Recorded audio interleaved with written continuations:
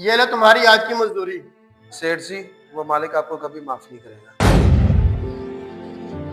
ये लो, ये तुम्हारी आज की मजदूरी।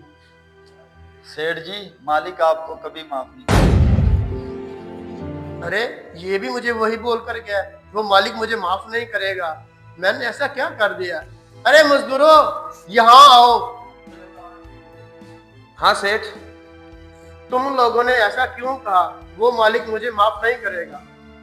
मैंने तुम लोगों के साथ ऐसा क्या किया? हालांकि बाकी मजदूरों से तुम लोगों को मजदूरी भी मैं ज्यादा देता हूँ। सेठ सच में वो मालिक आपको कभी माफ नहीं करेगा, क्योंकि कल हमने आपके भाई को देखा। अरे ये तो सेठ आसिम का बड़ा भाई है जो यहाँ मजदूरी कर रहा है। हाँ यार, चल के पूछते हैं इससे। अरे भाई साहब, आप तो सेठ आसिम के बड़े भाई नहीं हो? अरे हाँ भैया, मैं उसका बड़ा भाई हूँ। क्या बात है? खैरियत? भाई आपका भाई तो करोड़पति है, गाड़ी बंगले हैं उसके पास, फिर भी आप यहाँ पे मजदूरी कर रहे हैं। भाई इस राज को ना ही छेड़ें तो बेहतर है। मुझे तकलीफ होती है, मैं इस बारे में कोई चर्चा नहीं करना चाहता। भाई बताओ तो सही, ऐसा क्या हो गया जिसने आपको ये काम करने पे मजबूर कर दिया है? मेरे पापा के आखिरी वक्त में जब वो दुनिया से जाने वाले थे, मेरे भाई ने पता है क्या किया?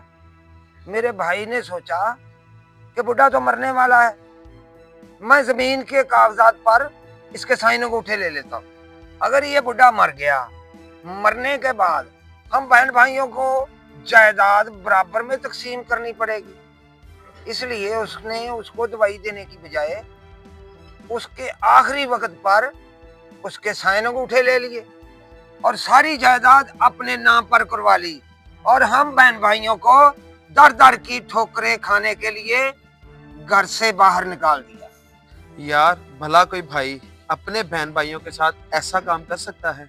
भाई सब आपके सामने है।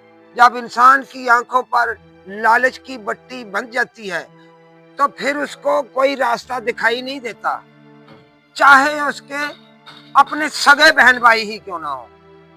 भाई मुझे ये सुन के बहुत दुख हुआ।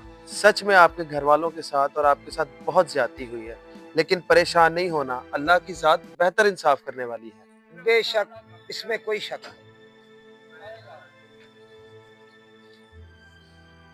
सेठ, हम ये इसलिए कह रहे थे कि वो मालिक आपको कभी माफ नहीं करेगा, क्योंकि जो बंदा अपने बहन भाई की जायदाद या उसका हक खाता है, वो हमेशा याद रखे अल्लाह ताला उसको कभी माफ नहीं करता। वो इंसान दुनिया में चाहे कितना भी अच्छा बनने की कोशिश करे, लेकिन आखिरत वाले दिन उसके अमाल उसके माथे पर चिपका के सबको दिखा दिए जाएंगे। माफ कीजिए सेठ, कल से हम आपके काम पर नहीं आएंगे। ओ भाई, क्यों नहीं काम पर आओगे? हम इसलिए काम पर नहीं आएंगे क्योंकि जो आदमी अपने बहन भाइयों का सखा नहीं बना, वो हमारा कहां से बनेगा। चलो भाई, हम चलते हैं। सेठ सेठ, ओ भाई क्या हो गया? जो हमारा माल आ रहा था ना कराची से, और रास्ते में उसका एक्सीडेंट हुआ और सारा माल समुद्र में गिर गया। रिश्ते ज़मीन से बड़े होते हैं, मगर कुछ लोग चंद एकड़ मिट्टी के लिए अपने खून का हक खा जाते हैं। याद रखो, हक मारने वाला वक्ती तौर पर जीत जाता है, लेकिन कुदरत की अदालत में देर है अंधेर नहीं। जिसने किसी बहन या भाई का हक खाया, वो दुनिया में सुकून खो देता है और आखिरत में जवाबदेही उसका इंतज़ार करती है। ज़मीन तो यही रह जानी है, लेकिन जुल्म का हिसाब साथ जाएगा। इसलिए किसी का हक ना मारो, क्योंकि बद्दुआ और आह कभी खाली नहीं जाती। वीडियो अच्छी लगे तो लाइक, कमेंट और शेयर ज़रूर करें। शुक्रिया।